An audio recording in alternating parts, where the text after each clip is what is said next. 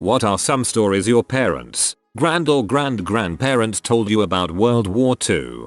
When the war was basically over, my grandpa, who was about 10 years old at the time, was given a rifle by an officer, and he and a friend were told to wait in the woods and shoot at American soldiers once they arrived. So they waited and hoped no soldiers would come, but eventually the Americans arrived in a truck and saw the two boys. The boys were shaking in fear and pointed the rifles at the truck. A soldier came out, walked towards the kids, took the rifles and slapped the boys. Then he went on to give them chewing gum, and the boys were put into the truck and were driven home.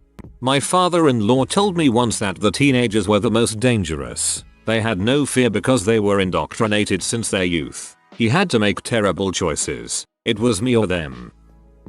My father was 11 years old when he was captured with his parents in Singapore by the Japanese. His father had worked on the tin mines as an engineer in Burma. He was separated from his parents and spent the war in Changi prison, being starved, beaten and made to bury prisoners that died. He suffered all his life as a result of the treatment he received and the diseases he caught. At the end of the war, he was taken to Holland by the Red Cross and finally reunited with his parents in the UK, who also survived the war. When he was 17, he returned to Singapore with the Commonwealth Graves Commission to help point out where many were buried so they could be reburied in war graves.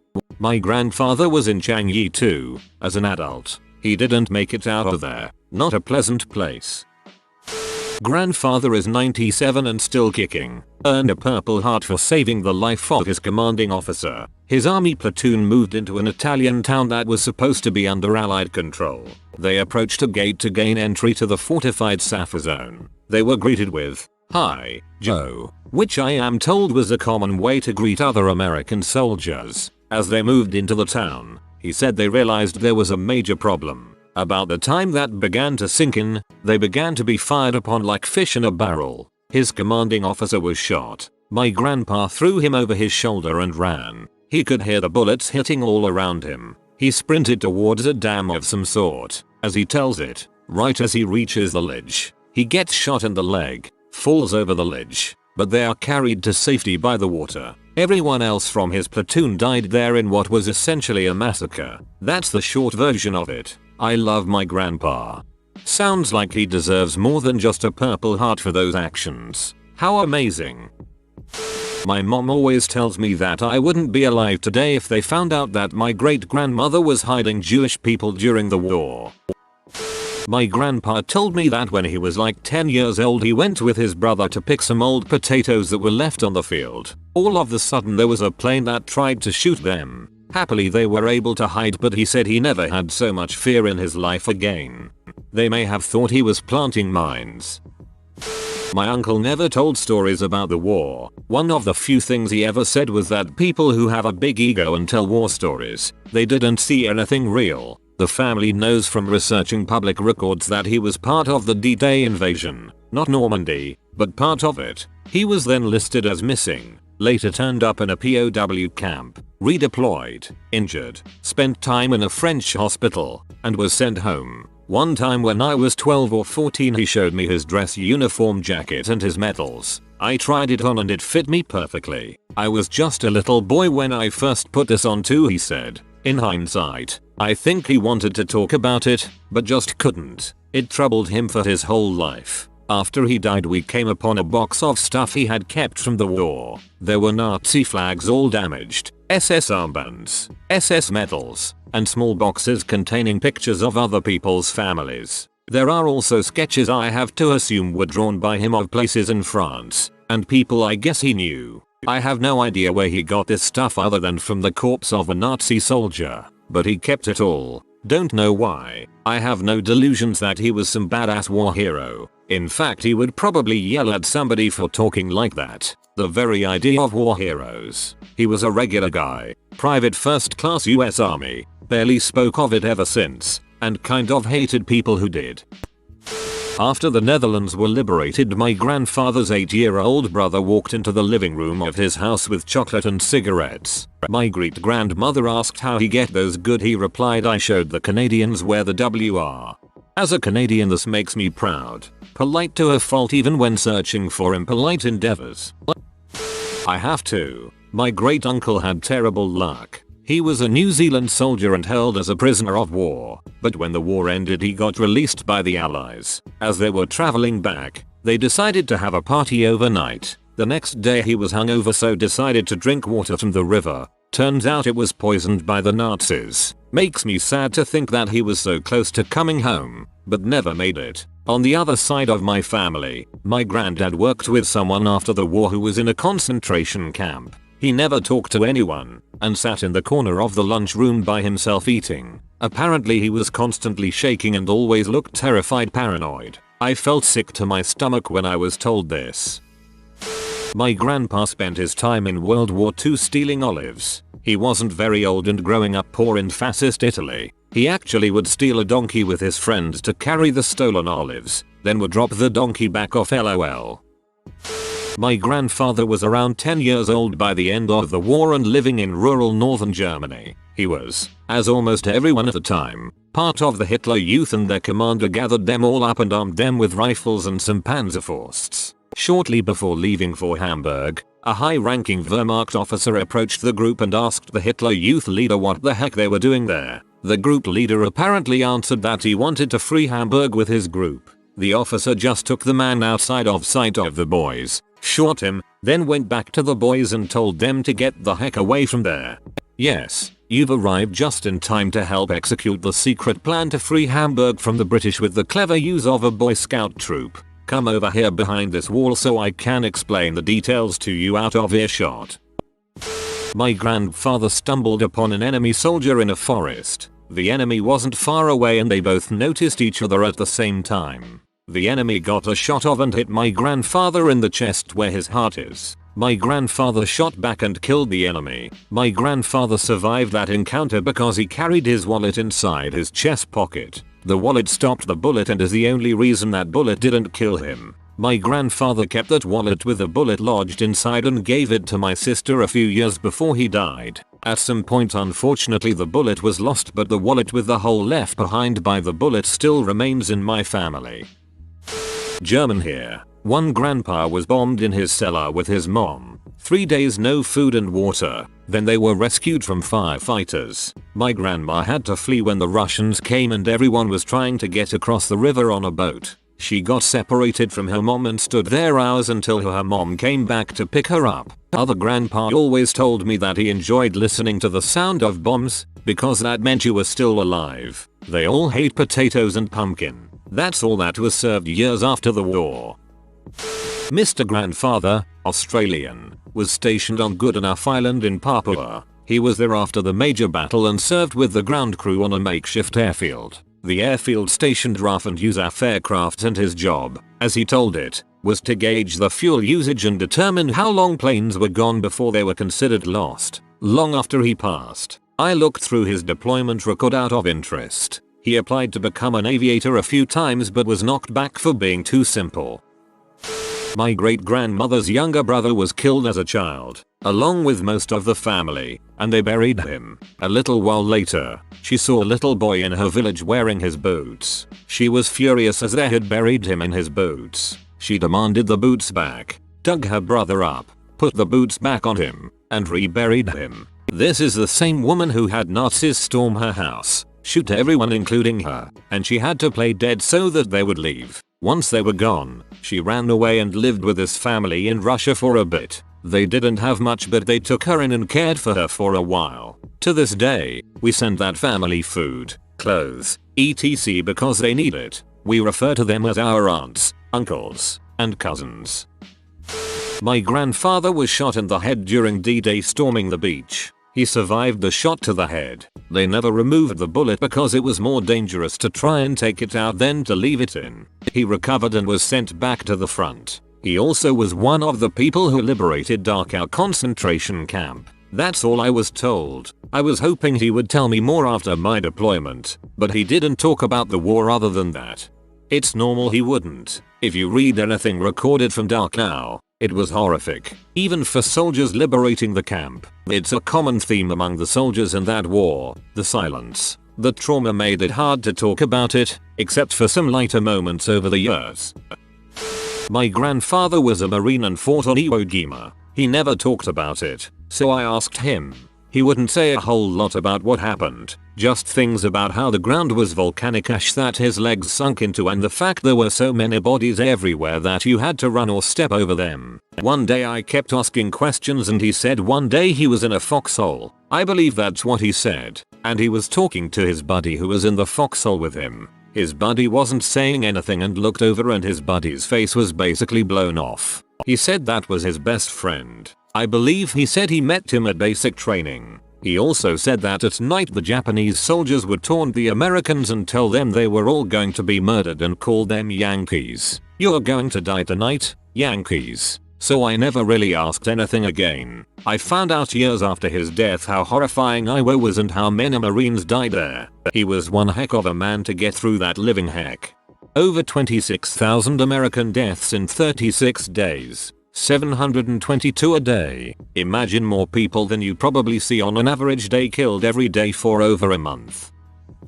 My grandpa died at age 82 about 11 years ago. He was being shipped out right as the Pacific Theater ended and was stationed in Japan for a few months. As far as I know, he never saw combat. He still had nightmares almost weekly until the day he died. Lung cancer misdiagnosed as constipation because the cancer traveled to his bowels as he had quit smoking 25 years before. I know it's not a very exciting World War II story, but I found it fascinating that training and deployment can affect someone so much that they still had nightmares about it a half a century later. I was born in '85, and my grandpa was mostly deaf by the time I was old enough to talk to him, but goddang he loved lawn care, riding that John Deere mower till he couldn't. My autistic younger brother one time yelled at him for yelling at my grandma. He hated his hearing aids. What a trip down memory lane this has been.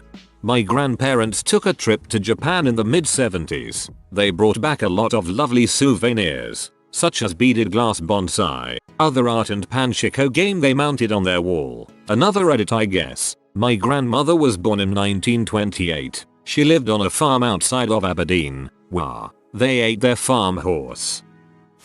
Well, my history teacher once shared with the class how his grandfather had escaped the Bataan Death March. He along with some others were allowed to drink from this river, and when the Japanese weren't looking, they jumped in and swam for dear life.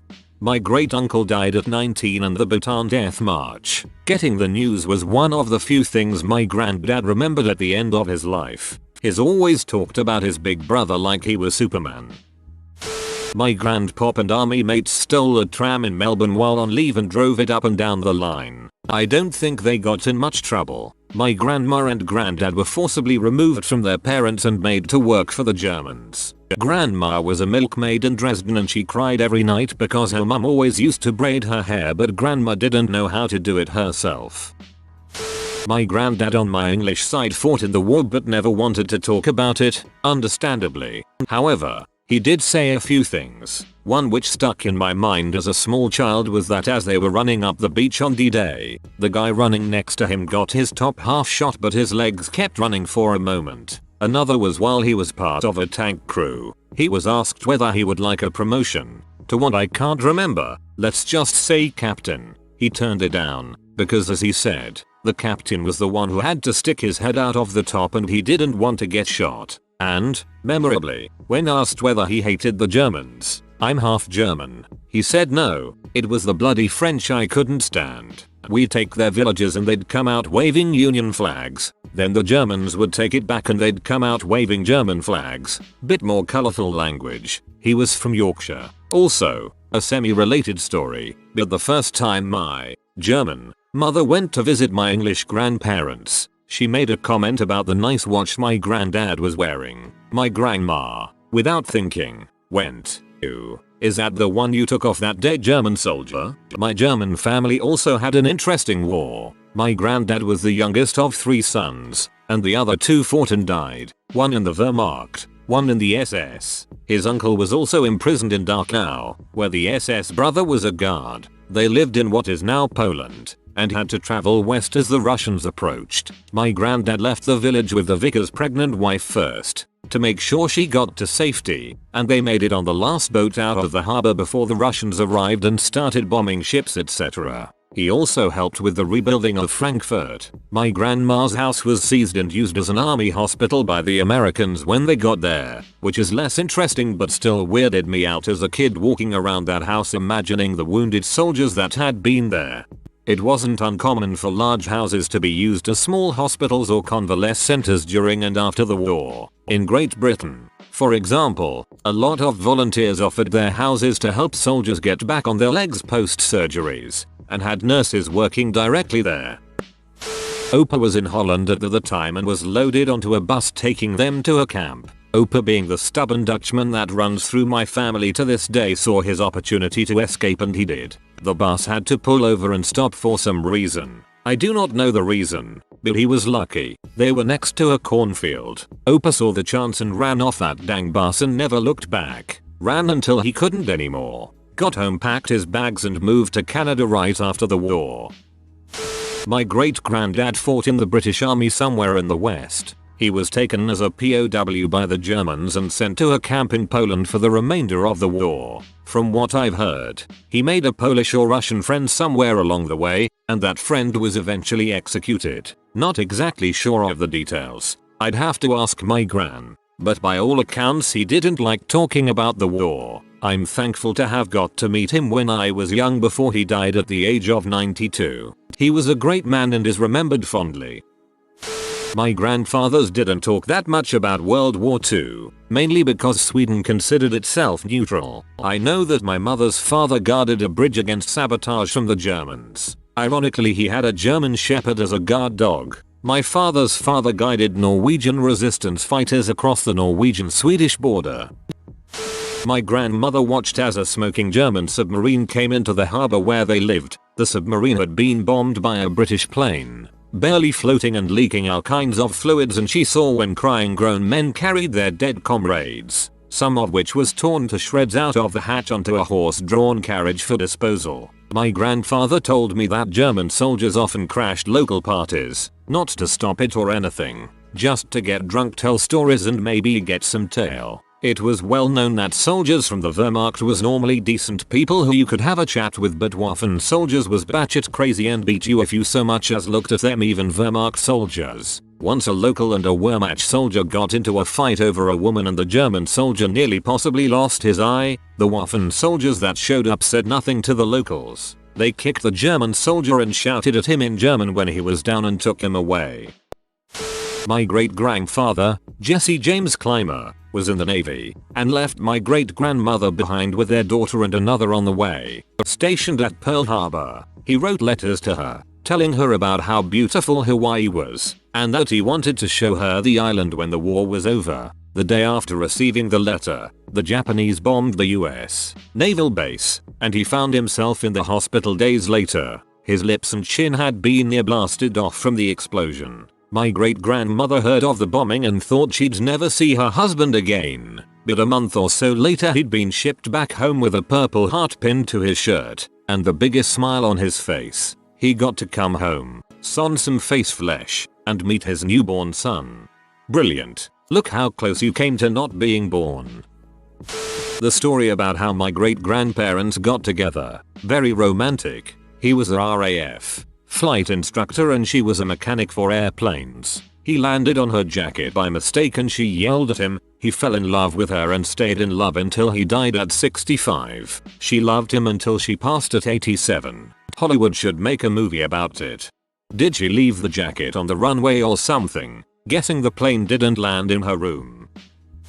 My grandfather fought with anti-tank weaponry against the Germans in World War II. He was always very quiet about it, but he told snippets to my aunt. One of them was that he managed to hit a certain tank. It lit up entirely and he saw young, burning guys jumping out of it, young enough to be teens. Hit him hard, because he was 17 at the time. He always said war shouldn't have been invented, as it only brings violence and death. He was a bit peculiar but loving grandparent. He spent his last months in bed at my aunt's house. He once said to my aunt that he knew that good news was coming, right before my parents went to my aunt's to tell him that my mom was pregnant of me. When he received the news, he started crying and jumped out of bed. He went to the attic and gave my parents the crate he used in war to keep his belongings. Shortly after that he died peacefully. I would have loved to meet him as he sounded like a great man.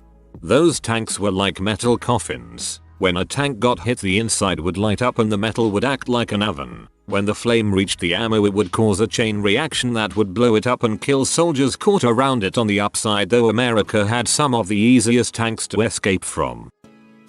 My grandfather never talked about the war, but I heard a few stories from my grandmother after he died. I was assured by her that as an American serving in the Pacific, he was on standby for the invasion of Japan. Had the atomic bombs not forced Japan to surrender, my mom would likely have never been born. In one area where he was stationed, local women apparently didn't wear much clothing and their breasts were usually exposed. Thinking they could help the women out, they collected old t-shirts among the soldiers and donated them to the women. The next time they saw the women, they were wearing the shirts but had cut out holes over the breasts again, leaving them exposed. Need more information about the one area? My grandpa was about 5, sitting on the back of his father's bike while they're cycling through a field in the Netherlands, nearing a farm. The farmer was super freaked out and didn't get why they were still alive. They had cycled through a minefield. Oh.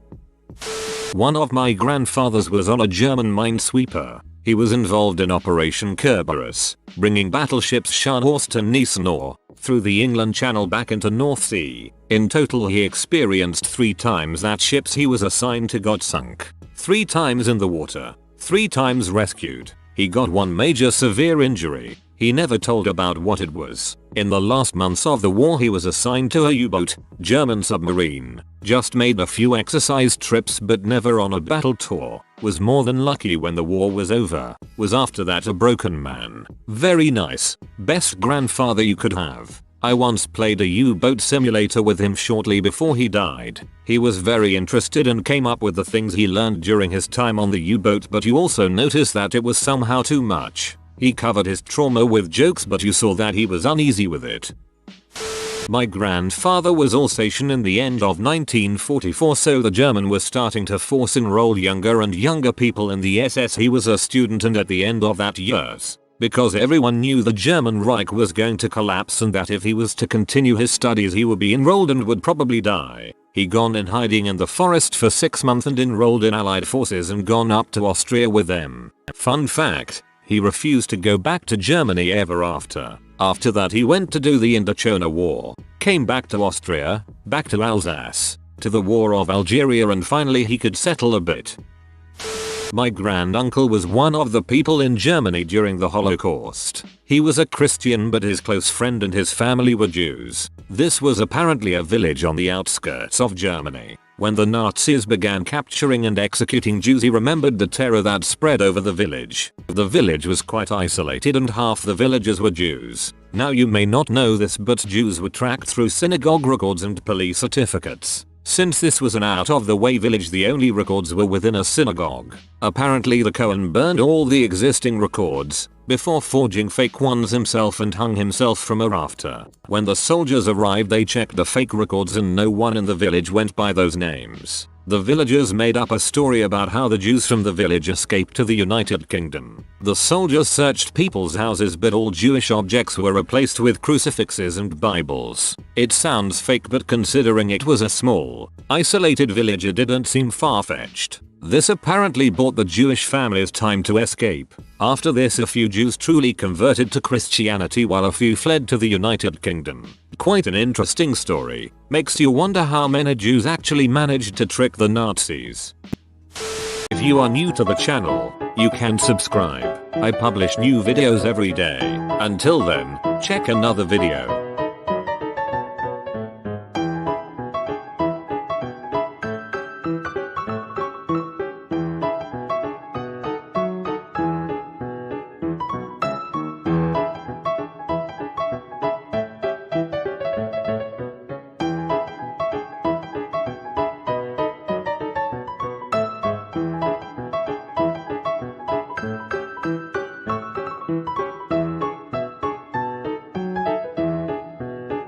Bye for now.